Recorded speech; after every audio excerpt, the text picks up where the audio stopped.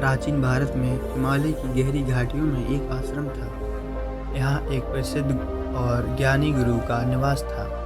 उन्होंने अपना जीवन ज्ञान की खोज और दूसरों को सच्चाई का मार्ग दिखाने में समर्पित कर दिया था। उनकी कीर्ति दूर दूर तक फैली थी और अनेक शिष्य उनसे शिक्षा लेने आते थे। लेकिन उनके शिष्यों में से एक विशेष शिष्य था जिसने गुरु का दिल जीत लिया था। यह शिष्य न केवल परिश्रमी था बल्कि उसकी तपस्या और विनम्रता अद्वितीय थी।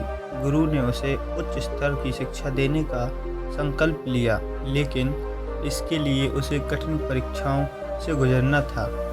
गुरु ने शिष्य को एक दिन अपने पास बुलाया और कहा, प्रिय शिष्य, यदि तुम सच्चे ज्ञान के अधिकारी बनना चाहते हो तो तुम्हें कठिन परीक्षाओं से गुजरना होगा। तुम्हारी पहली परीक्षा सहनशीलता की होगी। गुरु ने उसे गांव के पास स्थित एक उपेक्षित कुएं पर भेजा और कहा, तुम्हें अगले 7 दिन तक यहाँ बैठकर बस ध्यान करना है। गांव के लोग तुम्हारे पास आएंगे, तुम्हारा मजाक उड़ाएंगे और तुम्हें तंग करेंगे। तुम्हें उनकी बातों पर ध्यान नहीं देना है, केवल सहनशीलता का अभ्यास करना है। शिष्य ने गुरु के आदेश का पालन किया। वह 7 दिन तक उस कुएं के पास बैठा रहा। गांव के लोग सचमुच उसका मजाक उड़ाने लगे। किसी ने उसे पागल कहा, किसी ने उसे आलसी बताया। बच्चों ने उस पर पत्थर तक फेंके, लेकिन उसने अपनी सहनशीलता नहीं खोई। जब 7 दिन पूरे हुए तो वह गुरु के पास गया। गुरु ने उसकी दृढ़ता की प्रशंसा की और कहा, सहनशीलता तुम्हारे जीवन का एक अभिन्न अंग बन गई है। यही सहनशीलता तुम्हें सच्चे ज्ञान की ओर ले जाएगी। कुछ दिनों के बाद गुरु ने शिष्य को दूसरी परीक्षा के लिए बुलाया। इस बार उन्होंने कहा, अगली तुम्हारी परीक्षा सेवा का महत्व सीखने की है। तुम्हें अगले 1 महीने तक आश्रम के हर कार्य को बिना किसी शिकायत के पूरा करोगे।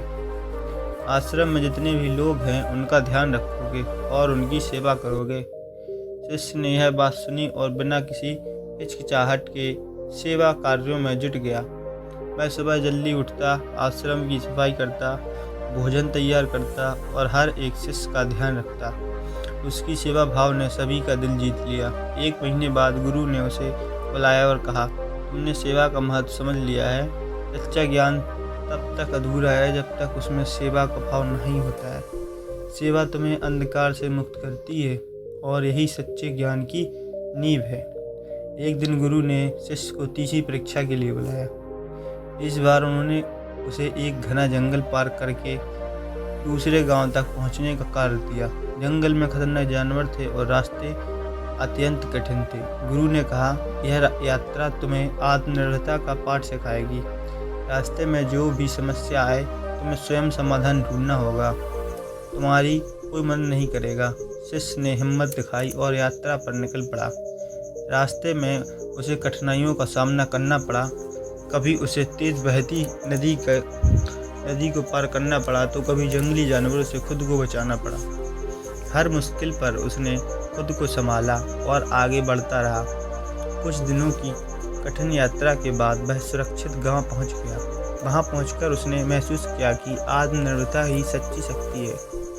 उसने अपने भीतर की ऊर्जा को पहचान लिया और समझा कि हर समस्या का हल उसके भीतर ही है। जब वह गुरु के पास पहुंचा तो गुरु ने मुस्कुराते हुए कहा, तुमने आत्मनिर्भरता का पाठ सीख लिया है। यही गुण तुम्हें जीवन की कठिन परिस्थितियों में शक्ति देगा। अब गुरु ने सोचा कि शिष्य अपने ज्ञान की अंतिम परीक्षा के लिए तैयार है। उन्होंने उसे बुलाया और कहा, अब तुम्हारी अंतिम परीक्षा आत्म साक्षात्कार की है। इस परीक्षा में तुम्हें अपने भीतर झांककर अपने सच्चे अस्तित्व को पहचानना होगा। तुम इस जंगल के पास स्थित गुफा में जाओ और वहां 1 महीने तक ध्यान करो। कोई तुम्हें परेशान नहीं करेगा। तुम्हें सिर्फ अपने भीतर के ज्ञान को खोजना है। शिष्य गुफा में चला गया और 1 महीने तक गहरे ध्यान में डूबा रहा। उसने अपने भीतर की हर भावना, हर विचार का सामना किया। उसे अपने अहंकार, अपनी इच्छाओं और अपने भय का सामना करना पड़ा। धीरे धीरे उसने अपने भीतर की शांति और सच्चाई को महसूस किया। 1 महीने बाद जब वह गुफा से बाहर निकला तो उसका चेहरा शांति और ज्ञान से दीप्त हो गया था। वह गुरु के पास गया और उसके चरणों में गिर पड़ा। गुरु ने उसे आशीर्वाद दिया और कहा, अब तुम सच्चे ज्ञान के अधिकारी हो।